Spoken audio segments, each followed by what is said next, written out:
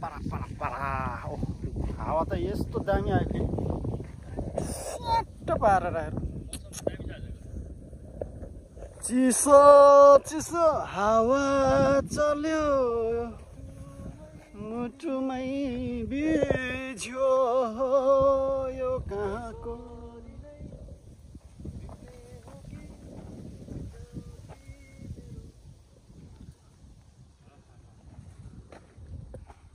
बादल वर्षा बिजुली साउनको पानी खै त्यो वेदरमा हेर्नुपर्ने हुन्छ यो रुखहरू त निकै ठुलो पो भएछ है अस्ति आउँदा त थिएन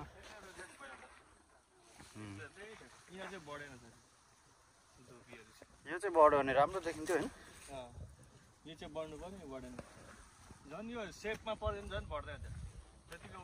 सुकेर गइसक्यो एउटा त म त दूरदेखि आए तिम्रो याद बोकेर गिटारिस्ट भइया छ होला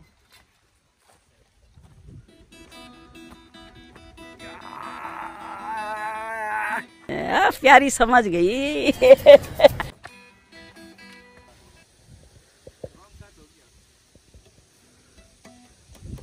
फलाम भन्दा डह्रो छ काठ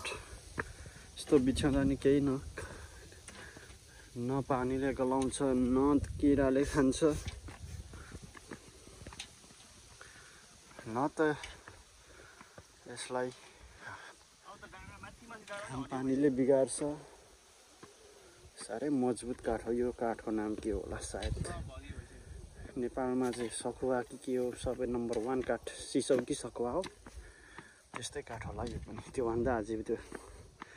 त्यसको बाउ हो यो केही हुँदैन सिँढीमा यसरी बिछाइदिएपछि सकियो फुल झर्न सकुलामा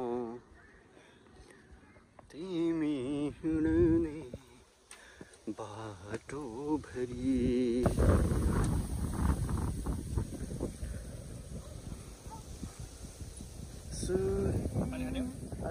म त अहिले रुममा खाएर तिन सुरु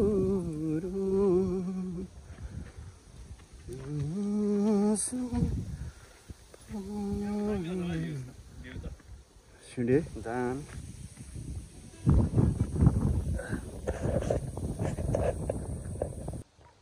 अझै माथि चढ्नै पर्ने हुन्छ हामी अब त्यस्तै 9-10 हजार सिँढी चढ्नै पर्ने हुन्छ अझै माथि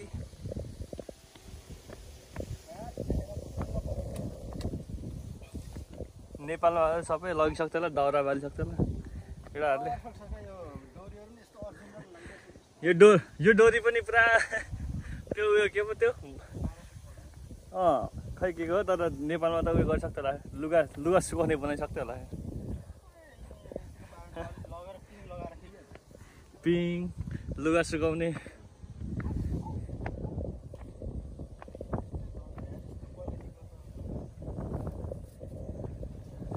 मिठो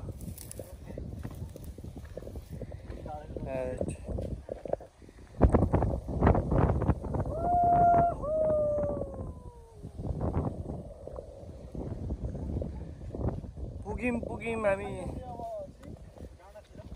डाँडातिर प्रवेश गरिसकेछौँ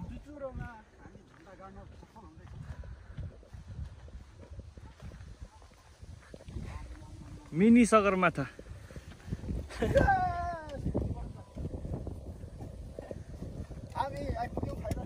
फाइनल्ली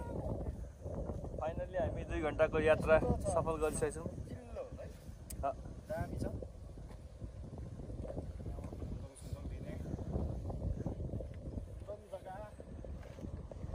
मिठो जग्गा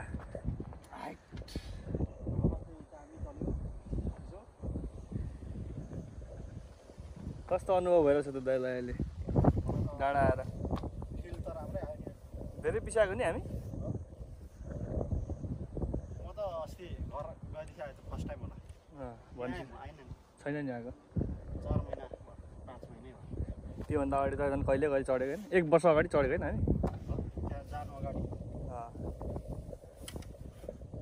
तर अस्ति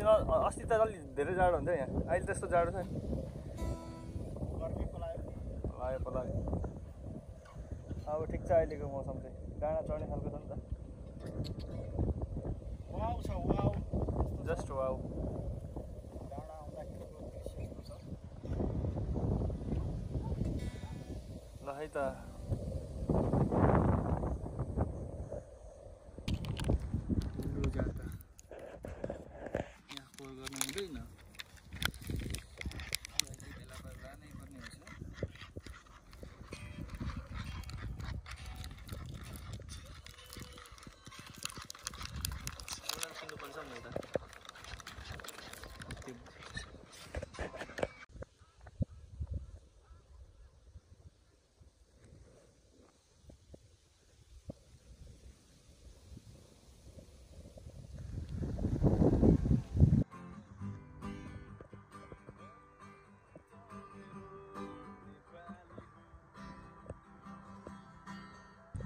दादा अब जाने बेला भयो के भन्न चाहनुहुन्छ त अब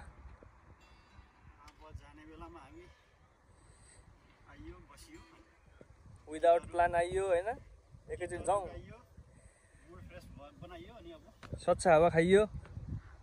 आयु लामो बढाइयो सबै कुरा भयो कफी खाइयो अनि त्यसपछि अब गीत पनि गाइयो बजाइयो गीत बजाइयो गाइयो अब हामी रुमतिर फर्किनेछौँ उतरी छैन नारङ्गी कटक्कै मन खानी लै कटक्कै मन खानी फुलथुङ्गे रानी कहाँ थियो फुलेकी ए फुलथुङ्गे रानी ए कटक्कै मन खानी लै